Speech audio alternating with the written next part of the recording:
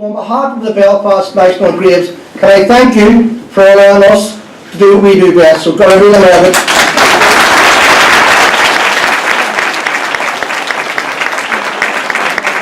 The National Graves is a very proud organisation, as you would expect, and no prouder than one of our older members and someone who's given a lifetime service to the Graves, Anne Murray.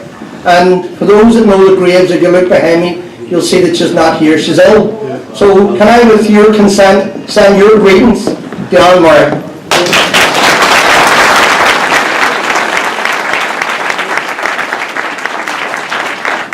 I want to welcome a number of visitors to this part of Belfast. I want to welcome the family of the Corr sisters who are with us today.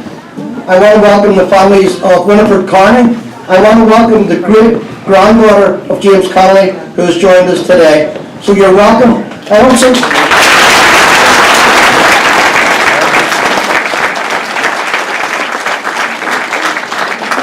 also want to welcome a delegation of Basques who are with us. So to Belfast, you're welcome.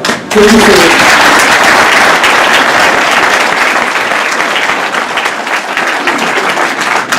This presentation is an annual event, and we do it with pride, and we do it with purpose, and we try to select something that has a meaningful inspiration to the families. And in the past, we have coined commemorative coins, and we've done brooches. Today's commemoration, when we've concluded, will be the replica of the Belfast Brigade O'Glenahern flag that your loved ones served under. So we will make that presentation when we conclude. It is my absolute honour to welcome the undisputed leader in the north of Irish republicanism, Michelle O'Neill.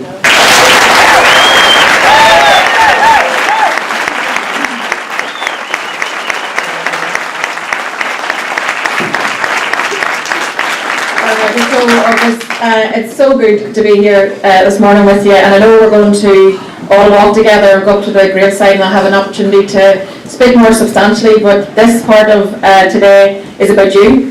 It's about the families of our Republican dead. It's about us showing solidarity with you, because I think, you know, for all of us, Easter's a very, very special time. As an Irish Republican, Easter's a very special time, and we all get up on Easter Sunday morning and we go out and we go the length and breadth of this country to the graves of our Republican dead to show solidarity with all the families, because we're not talking about random people. We're talking about people who you loved. We're talking about your brothers, your sisters, your fathers, your mothers.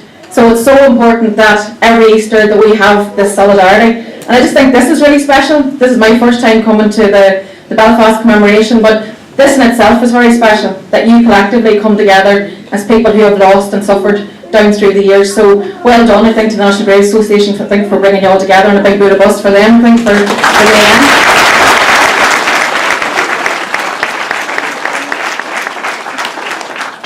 I don't know if any of you got to Derry last week, and was it last Sunday? We had Martin's Memorial Walk, the Chieftains Walk, and it was absolutely a tremendous event.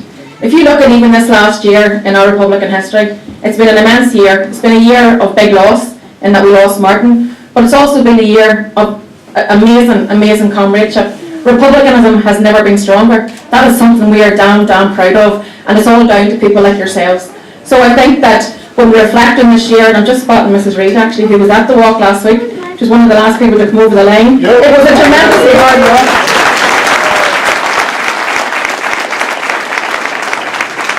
It was a really tough walk. It was nearly 7 miles, I think, in total, but I said to her, my God, that was tough at the end. She said, I came for that medal, I'm going home with that medal. So that's the spirit of a good Republican woman. But listen, the last year, as I said, it's been a difficult year in parts, but it's been a very successful year for Republicanism. But what it's all about building on the work that's been done, by your loved ones. Because when people think about who we are not apologetic. We are true Irish Republicans. We're very proud of our history. We're very proud of our freedom struggle, and we're very proud of our freedom fighters. And that will always be the case. There's people who sometimes question, we have a new Republican leadership and question our ability or our intention to go out and remember our patriot dead. And I always say the message very clearly in the media, but I want to make it firm to you today. We will always stand with you. We will always stand shoulder to shoulder, shoulder to shoulder with you. We will always remain committed to remember our patriot dead, because everyone has a right to remember their dead, and we will remember them with pride, because I'm very certain that where we are today in our struggle is because of your family members. We never need to forget that. But what we need to do is make sure that the kids that are sitting up in the middle row here never have to go out and go through what our loved ones went through in the past. It's our job to finish the struggle. It's our job to make sure that some Easter, when we stand at the gravesides, we'll be saying we have achieved that through Irish Republic, which you went out and fought and died for. That truly will be a proud day for all of us. So thank you so much for being here today. Thank you so much for letting me to be here and be part of what is an amazing event. I feel such a sense of comradeship, and let's never ever lose that, because we're the envy of many, many others across this country because of the comradeship of republicanism. We're in the strongest position that we've ever been. We need to hold on to that. We need to keep talking to each other, and we need to be proud of our past, and we need to shape a new future. Gura míle maith.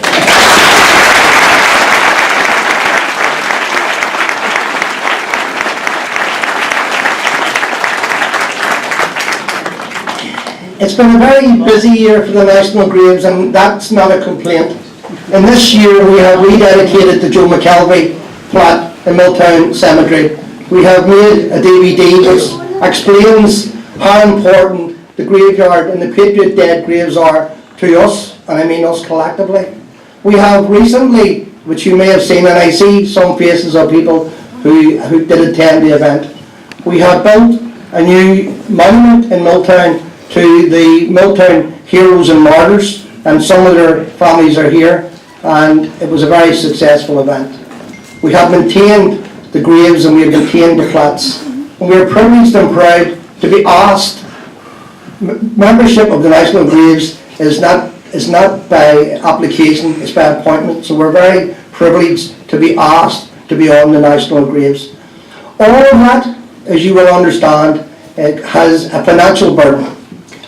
To meet that burden, we organise a ceilidh every year. It's tomorrow night.